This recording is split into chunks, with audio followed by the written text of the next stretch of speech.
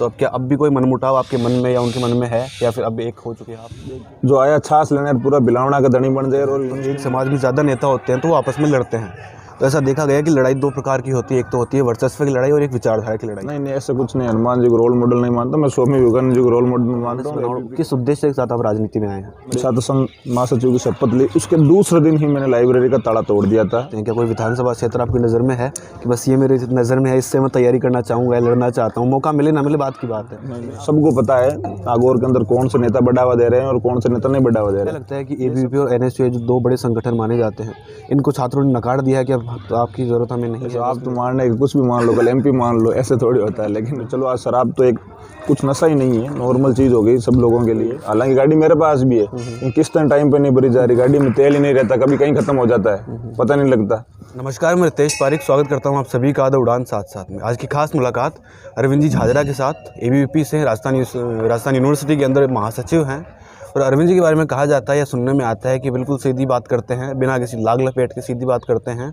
और फिलहाल जो अभी महारानी कॉलेज में थप्पड़ कांड हुआ था उसके बाद से काफ़ी चर्चा में है, तो आइए मुलाकात करवाते हैं आपके अरविंद जी झाझरा के साथ। नमस्कार अरविंद जी, स्वागत करता हूँ आपका। नमस्कार जी। सर सबसे पहले तो हम वो अभी ताज़ा जो मुद्दा चल रहा है उसी पे बात करेंगे। अभी जो थप्पड़ कांड हुआ उसके बाद फिर आपका राजीनामा भी करवाया समाज के लोगों ने, तो अब क्या अब भी कोई मनमुटाव आपके मन में या उनके मन में है, या फिर अब एक हो चुके हैं आप? देखिए मेरे तो कोई मनमुटाव नहीं है। आदरणीय विजय भाई साहब ने राजीनामा करवाया था। अब कोई बात जैसे कोई होती है उस बात के ऊपर ही चीज़ें होनी होती है। हालांकि अभी तक तो राजीनामा ही है, विजय पूनिया जी के कहने पर राजीनामा हो चुका है, तो मन में कोई खटास नहीं है? अभी कोई मन में कोई खटास नहीं है। तो आपके जो रिश्ते खराब हुए थे, क्या लगता है कब से? चुनाव की वजह से खराब हुए थे? किस वजह से आपके इतने रिश्ते? नहीं, चुनाव की वजह से कुछ खराब नहीं हुए थे। उनके कुछ कार्यकर्ता और उनकी खुद की वही ये अहंकार रूपी के कारण खराब हुआ था। पहले महीने भर से हमारे झगड़ा चल रहा था, फिर वहाँ उस दिन मंच पे भी हुई थी बातचीत, तो उसको लेकर ये चीज़ें हुई थी। और अभी सब कुछ शांत है, हम दोनों आपस में एक दूसरे भाई दोनों साथ बैठे हैं। विजय पूनिया जी के कहने पे मैं कि विजय पूनिया जी को शुरू से ही यहाँ छात्रावास में रहा तो उनको एक सम्मान से देखता हूँ और उनकी कभी कोई बात टालने की प्रयास नहीं करता। सर आज समाज में बड़े बड़े नेता होते हैं, तो एक समाज में ज़्यादा नेता होते हैं तो वो आपस में लड़ते हैं, तो ऐसा देखा गया कि लड़ाई दो प्रकार की होती है, एक तो होती है वर्चस्व की लड़ाई और एक विचारधारा की लड़ाई। आपकी और निर्मल जी की लड़ाई हुई तो आप भी एक ही समाज से आते हैं। हनुमान जी बेनीवाल और राजाराम जी मील हैं, उनके भी ऐसे ही तंज देखने को मिलते हैं। तो क्या लगता है ये जो लड़ाई है ये विचारधारा की लड़ाई है या फिर एक वो अपने आप को स्थापित करने की वर्चस्व की लड़ाई? मैं तो विद्यार्थी परिषद का कार्यकर्ता हूँ। जब राजस्थान विश्वविद्यालय में आया तो पूरे दिन 365 दिन रेगुलर दिनचर्या में लेकर काम किया। मैं ये चीज़ नहीं देखता कि अभी यहाँ एक छात्र पढ़ने आता है तो पूरे सभी समाज का छात्र होता है। उस छात्र के लिए हमेशा 365 दिन काम किया। जब मैं चुनाव लड़ रहा था तब बाकी सभी लोगों ने साथ दिया। हाँ ठीक है, मैं जिस जाति से आता हूँ उस जाति के लोग हालांकि मेरे से ज़्यादा जुड़े हुए हैं, तो ऐसा नहीं कि बाकी के लोगों ने भी साथ नहीं दिया, तो मैं सबको साथ लेके चलता हूँ। ऐसी कभी कोई बाकी हनुमान जी जाने और राजाराम जी मिल उनके बड़े लेवल की बातें हैं। अभी निर्मल क्या है और मैं क्या हूँ ये एक अभी समय लगेगा उन चीज़ों में। हालांकि समाज किसी एक का नहीं होता, समाज एक संपूर्ण लोगों से मिलकर बना होता है। उसमें आज राजस्थान में सबसे ज़्यादा जाट समाज के लोग हैं, 22% लोग हैं राजस्थान में, तो आपस में कभी किसी की ऐसे रही नहीं। हालांकि जब समाज के बड़े बुजुर्ग साथ बैठते हैं तो सबको साथ बैठना पड़ता है। सर ऐसा भी कहा जा रहा है कि जो कांड हुआ, थप्पड़ कांड हुआ, उसके मामले में कहा जाता है कि अरविंद जी निर्मल जी की जो लोकप्रियता कहीं ना कहीं उससे बौखला गए थे और उससे बौखलाने के बाद वो जो पूरा मामला हुआ था उसी की वजह से हुआ। क्या लगता है कि आप उनके लोकप्रियता का मेरे तो कोई फ़र्क पड़ता नहीं। आप देखना 2014 से मैं राजस्थान यूनिवर्सिटी में हूँ। ठीक है, कोविड सेशन के कारण चुनाव नहीं लड़ पाया। पहले लो कॉलेज से 3 वोट से चुनाव हारा था। उससे पहले एलबीएस कॉलेज में मेरा पर्चा भरने के बाद कॉलेज प्रशासन ने चुनाव बंद कर दिया था। लोकप्रियता की बात ऐसी है, मैंने हमेशा धरातल पे काम किया है, पूरे 365 दिन काम किया। ऐसा कभी भी दिन ऐसा नहीं रहा कि मैं विश्वविद्यालय में नहीं गया, छात्रों के बीच नहीं रहा। जब जिस दिन मान लो आज जैसे संडे है, संडे के दिन में स्पोर्ट्स ग्राउंडों में क्रिकेट खेलता हुआ नजर आ जाता था। बाकी जो रेगुलर दिनचर्या के हिसाब से काम की ये बात करते हैं लोकप्रियता में, सोशल मीडिया जब छात्र संघ चुनाव थे उससे शायद 10 से या 15 दिन मैंने पहले स्टार्ट किया था। अच्छा। सोशल मीडिया के ऊपर इतना मेरा कोई भरोसा भी नहीं। आदमी मन से जुड़ा हुआ होना चाहिए। सोशल मीडिया पर लाइक कमेंट कोई कर सकता है। बिल्कुल सही। अब अपने बारे में बताएं, आप शायद लाइमलाइट में अभी आए हैं, तो आपके बारे में हम जानना चाहते हैं। आपका गांव कौन सा है, शिक्षा दीक्षा आपकी कहाँ से हुई और कैसे ज्ञान तक? मेरा गांव पड़ता है नागौर जिले के अंदर सिणोद गांव है। तो तेजा जी का गांव खड़नाल उससे 6 किलोमीटर दूर है गांव, तहसील नागौर है। मेरी शुरुआती स्कूलिंग नागौर से हुई, शारदाबाल, फिर मैं सीकर, फिर राजस्थान विश्वविद्यालय में LBS कॉलेज से, फिर लॉ कॉलेज से, अभी डिपार्टमेंट ऑफ लॉ से मेरा LLM चल रहा है। सर, आप ABVP से महासचिव बने हैं और ABVP के जो अध्यक्ष पद के उम्मीदवार थे उनकी जमानत जब्त हो गई थी, तो क्या लगता है कि कहीं ना कहीं ABVP को, NSUA का भी वही हाल है क्योंकि वो भी जीत नहीं पा रहा 3-4 चुनावों से, क्या लगता है कि ABVP और NSUA जो 2 बड़े संगठन माने जाते हैं, इनको छात्रों ने नकार दिया है कि अब तो आपकी ज़रूरत हमें नहीं है, बस निर्दलीय चुनाव जीत रहे हैं? क्या नहीं, ऐसा कुछ नहीं है। अखिल भारतीय विद्यार्थी परिषद पूरे 365 दिन काम करता है। हालांकि हमारा छात्र संघ अध्यक्ष प्रत्याशी उसकी कोई अलग तुक बैठ गया होगा, उस कारण उसके वोट कम मिले। बाकी मैं रिकॉर्ड मतों से चुनाव जीता हूँ। बाकी मेरे उपाध्यक्ष बेन नेहा शर्मा, उसके शायद 100-150 वोटों का फर्क रहा। और संयुक्त सचिव उसके भी इतने 150 वोटों का फर्क रहा। ऐसी बात नहीं है। अध्यक्ष प्रत्याशी में ये चीज़ ऐसी हुई है कि वोट बहुत कम मिले, लेकिन ABVP पूरे 365 दिन काम करती है। और ABVP का उद्देश्य छात्र संघ चुनाव को लेकर नहीं होता। ABVP का उद्देश्य होता है जो समाज के अंदर जो काम कर रहे हैं उनके अंदर एक राष्ट्र के नवनिर्माण की भावना लेकर चलती है। छात्र संघ चुनाव एक कॉलेज के अखिल भारतीय विद्यार्थी परिषद छात्रों के बीच काम करती, तो छात्र संघ चुनाव एक हिंसा बन जाता है, तो इस कारण वो छात्र संघ चुनाव में भाग लेती है। सर, आप लाइब्रेरी के बारे में बताएंगे। लाइब्रेरी का मुद्दा बड़ा है, गरमाया हुआ रहता है, कभी कोई उस पर आंदोलन करता है, कभी कोई छात्र आगे बैठते हैं। आपने भी कहा कि इसमें भ्रष्टाचार वगैरह हुआ है। भ्रष्टाचार हुआ है। लाइब्रेरी आज बने हुए 2 साल हो गए। जिस दिन मैं छात्र संघ महासचिव की शपथ ली उसके दूसरे दिन ही मैंने लाइब्रेरी का ताला तोड़ दिया था छात्रों के लिए बैठने के लिए। उसमें नियमित रूप से छात्र आए और पढ़ाई लिखाई करे।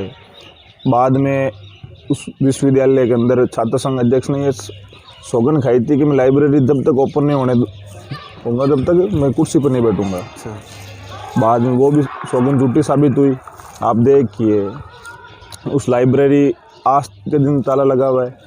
आए दिन कोई ना कोई किसी न किसी संगठन के छात्र नेता या छात्र प्रतिनिधि उसको लेकर धरना कर रहे हैं, प्रदर्शन कर रहे हैं। तो छात्र हित के लिए कोई भी छात्र नेता ये चाहता है कि छात्रों की समस्या को लेकर हम आगे जाएं और उनका समाधान करें। सर, आप राजनीति में आज हैं, महासचिव आप हैं और बड़े बड़े नेताओं के साथ उठ बैठ के आपकी मतलब विधानसभा में आपकी तैयारी, माना जा रहा है कि अगले चुनाव में आप विधानसभा में भी एक्टिव नज़र आएंगे। तो राजनीति में कैसे क्या आने का आपका मानस बना और किस उद्देश्य के साथ आप राजनीति में आए हैं? देखिए, अभी तो मैं विद्यार्थी परिषद का कार्य करता हूँ। मैं जब जयपुर आया तब मुझे छात्रों की परेशानियों को देखकर मैं राजनीति के अंदर आया। ने मेरे को बैकग्राउंड, मेरे पिताजी एक नॉर्मल पोस्टमैन से लेकर वो LDC बने। इतना भी कोई बड़ी ये कोई पोस्ट नहीं होती, नहीं कोई मेरा कोई बैकग्राउंड है। आज तक मेरे को परिवार से वार्ड पंच भी चुनाव नहीं लड़ पाया। बाकी रही बात, मैं अभी अखिल भारतीय विद्यार्थी परिषद का कार्य करता हूँ, इसी में रहकर मैं काम कर रहा हूँ। बाकी समय के साथ साथ जो चीज़ें होती है वो चीज़ें क्या पता मेरे में भी हो, कल किसने देखा है, उसी को लेकर हम मेरे दिए नियमित दिनचर्या के लोगों के बीच रहूँ। लोगों के जो भी कोई काम हो, अगर उस काम के लायक लोग मुझे बनाते हैं तो बेशक मैं उन लोगों की उम्मीदों पर खरा उतरूँगा। आपसे हम यही जानना चाह रहे हैं कि भविष्य में आप अपने आप को राजनीति में कहाँ देखते हैं? क्या कोई विधानसभा क्षेत्र आपकी नज़र में है कि बस ये मेरे नज़र में है, इससे मैं तैयारी करना चाहूँगा, लड़ना चाहता हूँ, मौका मिले ना मिले बात की बात है, लेकिन आपकी सोच? अभी कोई विधानसभा क्षेत्र नज़र में नहीं है, लेकिन ये है कि विद्यार्थी परिषद के कार्यकर्ता हैं और इसमें पूरे 365 दिन के आसपास किया तो आपका जो गृह जिला है वहाँ से आप जो तहसील है उससे लड़ेंगे। आसपास कोई थोड़ा बहुत इशारा आप करना चाहें? ऐसे आप तो मान रहे कुछ भी मान लो, कल MP मान लो, ऐसे थोड़ी होता है। लेकिन ठीक है, अभी विश्वविद्यालय में है, अगर विद्यार्थी परिषद के लोग कहते हैं कि भाई विद्यार्थी परिषद में काम करना है तो विद्यार्थी परिषद में काम करेंगे और जो ये दिशा निर्देश देंगे हमारे जो आदरणीय हैं तो उनके हिसाब से काम किया जाएगा। आप रोल मॉडल किसे मानते हैं अपना? आज कई नेता हैं, RLP से, BJP से, कांग्रेस से कई बड़े नेता हैं, तो अपना रोल मॉडल आप बताएं। देखिए, मैं अपना रोल मॉडल स्वामी विवेकानंद जी को मानता हूँ और उन्हीं के आदर्शों पर चलता हूँ। नेताओं में कोई मतलब ऐसा कोई रोल मॉडल है रहा नहीं कि मैं सोशल मीडिया पर ज़्यादा एक्टिव रहता नहीं हूँ और भाषण ज़्यादा उनका सुनता नहीं हूँ। नहीं, अभी ऐसा माना जा रहा है कि एक मतलब सोशल मीडिया में हम ट्रेंड देख रहे हैं कहीं ना कहीं, तो उस पर आपकी और हनुमान बेनीवाल जी को कहीं ना कहीं आपस में जोड़ा जा रहा है कि आप उसमें ये देखने में सुनने में आ रहा है कि आप हनुमान बेनीवाल जी को कहीं ना कहीं रोल मॉडल अपना मानते हैं। नहीं, ऐसा कुछ नहीं। हनुमान जी को रोल मॉडल नहीं मानता, मैं स्वामी विवेकानंद जी को रोल मॉडल मानता हूँ और ABVP का कार्य करता हूँ। उनके वचनों और आदर्शों पर चलने कि यही सोच रखता हूँ कि जितना उनके आदर्शों पे चला जाए। ऐसे चौधरी चरण सिंह जी ने भी कहा था, नीति और नियति में बहुत फ़र्क होता है। जो नीति बनाता है उसको नियति भी साफ रखनी पड़ती है। अब चुन के तो कोई भेज देता, कोई भी आदमी आपको पंच चुन लेता है, सरपंच चुन लेता है, लेकिन आपकी नीति और नियति दोनों आपको साफ रखनी चाहिए, तभी आप लोगों से जुड़ाव रह पाएगा आपका।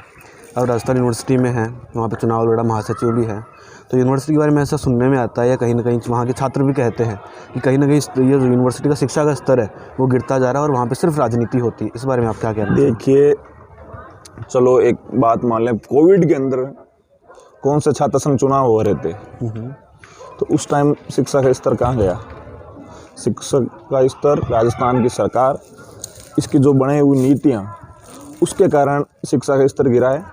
और आप ऐसे विषय को बिठा दोगे जो आया छाछ लेने पूरा बिलावना का धनी बन जाए और यूनिवर्सिटी में घोटाले पे घोटाले करते जाए, तो स्वाभाविक तौर पर शिक्षा का स्तर उस विश्वविद्यालय का नीचे जाएगा।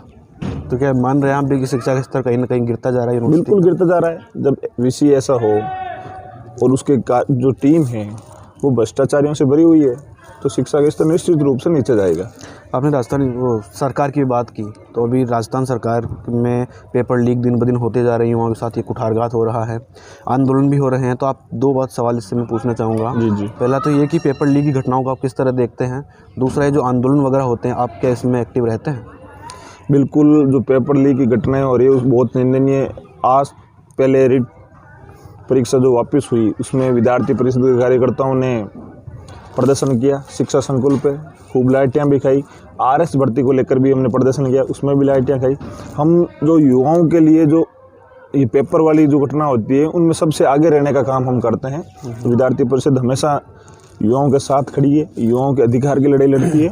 और जितने भी संगठन हैं, शायद ऐसा कोई संगठन नहीं होगा जो युवाओं के लिए नहीं लड़ता होगा, लेकिन अखिल भारतीय विद्यार्थी परिषद हमेशा युवाओं के लिए अग्रणी में रहता है और जो युवाओं को सुनहरा अवसर दिलाने के लिए प्रयास करता रहता है।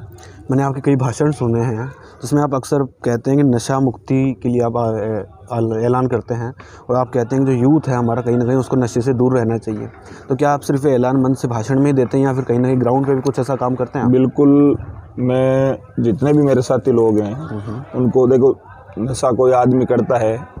मैं जिस क्षेत्र से आता हूँ, नागौर और खिमसर जाइल में आज ये स्थिति है भाई, अपन शराब को नगण्य कर दें। चलो आज शराब तो एक कुछ नशा ही नहीं है, नॉर्मल चीज़ हो गई सब लोगों के लिए, लेकिन पता नहीं वो एक केमिकल्स है MD, इसमें एक बिल्कुल वो नशे आने लग गए। उन नशों को दूर करने के लिए आज युवाओं के पास दिल्ली के वो 1 ग्राम शायद 2022 रुपये की आती है, तो दिन में 2-2 ग्राम खाते हैं। 55 हज़ार रुपये युवा कहाँ से लेके आएंगे जो बेरोजगार युवा है?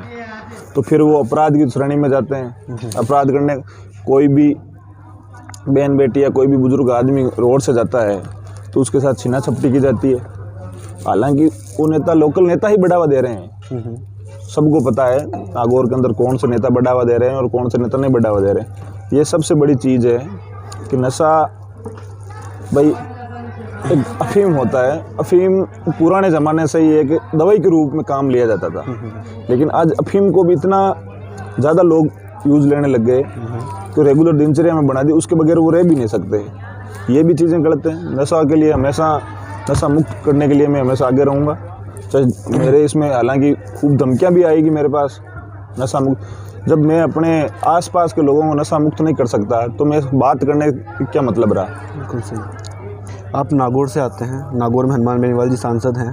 अभी कुछ दिनों पहले राजा राम जी मील का मैंने इंटरव्यू किया था, तो उसमें वो हनुमान जी बेनीवाल के बारे में कह रहे हैं कि हनुमान जी बेनीवाल जो जाट समाज की यूथ है उसको गुमराह कर रहे हैं और नशे की ओर प्रवृत्त कर रहे हैं, उनको ख़राब कर रहे हैं, गलत दिशा में लेके जा रहे हैं। हनुमान जी बेनीवाल के लिए राजा राम जी मील ने ऐसा कहा। आप भी नशे के लिए बोल रहे हैं कि हमारे क्षेत्र में ऐसा कुछ है, तो आप इस बारे में क्या कहना चाहेंगे? हनुमान जी बेनीवाल युवाओं को गलत दिशा में लेके जा रहे हैं, इस कमेंट पे राजा राम। हनुमान जी का अलग संघर्ष लोकतंत्र थे, वो युवाओं को गलत दिशा में ले जा रहे होंगे, नहीं ले जा रहे होंगे, उसका देखो मुझे कोई आइडिया नहीं कभी मैं उनके साथ रहा। हाँ ठीक है, कोई सामाजिक प्रोग्राम में छात्र संघ कार्य उद्घाटन उनको भी अतिथि के रूप पे बुलाया था, मुझे भी अतिथि के रूप में बुलाया था। इतने लोग पता नहीं लगता कि हनुमान जी किस दिशा में ले जा रहे हैं युवाओं को। तो जैसे उनका देखते हैं, वीडियो देखते हैं, तो पूरे दिन कभी भरतपुर दिखते हैं, कभी बाड़मेर दिखते हैं, कभी धौलपुर दिखते हैं, तो कभी श्रीगंगानगर दिखते हैं। ये है। बाकी राजा राम जी मील अपना अलग तरीके से कार्य कर रहे हैं और हनुमान जी अलग तरीके से कार्य करते हैं। हमें जो विद्यार्थी परिषद की जिम्मेदारी दी जाती है हम उस अनुसार काम करते हैं। तो ये सब हमने जाना। अभी यूनिवर्सिटी के स्टूडेंट्स से आपके कार्यकर्ताओं को, एबीवीपी के कार्यकर्ताओं को संदेश आप देना चाहें तो? देखिए, विश्वविद्यालय के अंदर जो छात्र पढ़ने आता है उन छात्रों से एक ही चीज़ कहना चाहूँगा, छात्र संघ चुनाव हर साल होते हैं। आप छात्र संघ चुनाव में भाग लीजिए। छात्र संघ चुनाव में ऐसा प्रत्याशी चुनिए जो आपके लिए 365 दिन काम कर सके। आपको ये गाड़ी घोड़ों को छलावा नहीं करे, दिखावा नहीं करे। आज कोई भी पैसे वाला आके 20-20 गाड़ियाँ लेके घूम सकता है, लेकिन वो जो घूमने वाले व्यक्ति आपका कभी तो ने आजकल विद्यार्थी काम के लिए कॉल करते हैं, वो कभी कॉल अटेंड नहीं कर पाएंगे आपका। आप उनकी चीज़ें, उस कांच का गाड़ी का शीशा भी नीचे नहीं करते हैं चुनाव जीतने के बाद। ये हकीकत चीज़ें हैं। मैंने कई विश्वविद्यालयों में ये चीज़ें देखी है। कई विश्वविद्यालय में ये चीज़ होती है कि छात्र नेता चुनाव जीत गया और फिर वापस 10 मिनट के लिए वहाँ विश्वविद्यालय में आता है, फिर गायब हो जाता है। आप उनको धरातल पे लेके आने के लिए छात्र संघ चुनाव के प्रतिनिधि को चुनते हैं, तो इसलिए चुनते हैं कि वो छात्रों के बीच में रहे, छात्रों की हम हर समस्या का समाधान करें। हाँ, कुछ समस्याएं होती है जिसका समाधान नहीं हो पाता, क्यों? जो प्रोसेसिंग के अनुसार होती है। विश्वविद्यालय का भी शेड्यूल होता है, उस शेड्यूल के अनुसार काम होता है। जैसे कोविड के कारण शेड्यूल बिगड़ गया तो एग्जामिनेशन के तौर तरीके अलग अलग जगह अलग अलग काम लिए जा रहे हैं। तो वो चीज़ें छात्र शिक्षा के मंदिर में आप चुनाव भी होने चाहिए, लेकिन चुनाव इस प्रकार से होने चाहिए, आप साफ सुथरी राजनीति करें और लोगों के बीच में रहकर काम करें। तभी सोशल मीडिया, हाँ माना कि आज के ज़माना सोशल मीडिया का है, लेकिन धरातल पे रहना उतना ही ज़रूरी है जितना सोशल मीडिया से पेट तो बढ़ता है नहीं भाई। आप ऐसा तो नहीं कोई भूख लगी आप फेसबुक का लाइक करके खा लोगे। रोटी तो आपको गेहूं या बाजरे की खानी पड़ेगी, सब्जी वही खानी पड़ेगी। ऐसा नहीं कोई इंस्टाग्राम पे कमेंट करके आपका पेट बढ़ जाएगा। तो इसलिए धरातल पे रहकर काम करना पड़ेगा। आजकल सोशल मीडिया प्लेटफॉर्म में अच्छी चीज़ है, उनसे भी 2 रुपये आते हैं, लेकिन 2 रुपये सही जगह काम कमाने के तरीके से काम लें, गलत तरीके से नहीं लें। और यही युवाओं से आग्रह है कि आप अच्छा करें और जो सच्चे लोगों को चुनें, और आप भी एक स्वावलंबी बने, दूसरों के प्रति आश्रित नहीं रहें। यही मेरी युवाओं से अपील है। एक बात और पूछना चाहूँगा, आपने भी गाड़ी घोड़ों का जिक्र किया, तो यूनिवर्सिटी में जो चुनाव वगैरह होते हैं उसमें देखा जाता है कि धनबल का काफ़ी प्रभाव रहता है। वहाँ पे ये देखा जाता है कि इस छात्र नेता के पास 20 गाड़ियाँ, उसके पास 25-30। तो क्या कारण मानते हैं कि किस वजह से ऐसा दिखावे का प्रचलन आज यूनिवर्सिटी में बढ़ता जा रहा है और दिन ब दिन ये ज़्यादा ही हो रहा, कम नहीं हो रहा? तो क्या कारण मानते हैं? देखिए, आजकल की छात्र राजनीति ऐसी हो गई कि छात्र खुद दिखावा पसंद करते हैं, लेकिन मैं छात्रों से कहना चाहूँगा इससे दूर रहिए। कोई भी धनबल बाहुबली वाला व्यक्ति अपने बेटे को अगर राजनीति के अंदर लॉन्च करने के लिए यहाँ भेज देता है, तो ये एक छात्रों को समझना चाहिए कि छात्रों के बीच में रहकर उनकी समस्या का समाधान कौन कर सकता है।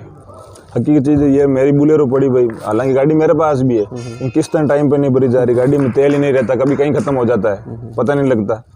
छात्रों से निवेदन है कि आप हकीकत चीज़ को समझें। लोग मेरे पास भी खूब कॉल आते हैं कि भैया ये चीज़, वो काम है, वो काम गलत काम के। मैं कि नहीं भैया, अपने जो दिया है भगवान ने बहुत दिया, दाल रोटी कभी कमी रहेगी नहीं, और जो होगा आगे देखा जाएगा क्या होता है, किस रास्ते पे ले जाते हैं मंजिल, ये बात है। तो जैसा कि आपने देखा, हमने अरविंद जी झाझरा से बात की, इनके विचार हमने जाने, कई मुद्दों पे हमने बातचीत की। जो राजीनामा हो उस पर बताया कि ये अब दोनों एक हैं, इनके मन में तो कोई, इनकी तरफ से कोई मनमुटाव है नहीं, और निर्मल जी का वो जाने। और कई मुद्दों पे हमने बात की। विधानसभा क्षेत्र इनका फिर वैसे नागौर है, तहसील इनकी नागौर है, खुल के पत्ते खोल नहीं रहे कि 2023 में ये क्या करने में है, लेकिन देखते हैं। इनका कहना तो यही है कि एबीवीपी में काम करेंगे फ़िलहाल तो, और फिर संगठन इनको टिकट देगा तो चुनाव ज़रूर लड़ेंगे ये। तो देखते हैं 2023 में क्या होता है, या फिर इनके भविष्य की राजनीति में आप अपन इसको कहाँ देखते हैं। तो सर, हमारे साथ जुड़ने के लिए बहुत बहुत धन्यवाद। आपका भी बहुत बहुत धन्यवाद, जो कीमती समय निकाला। बहुत बहुत धन्यवाद।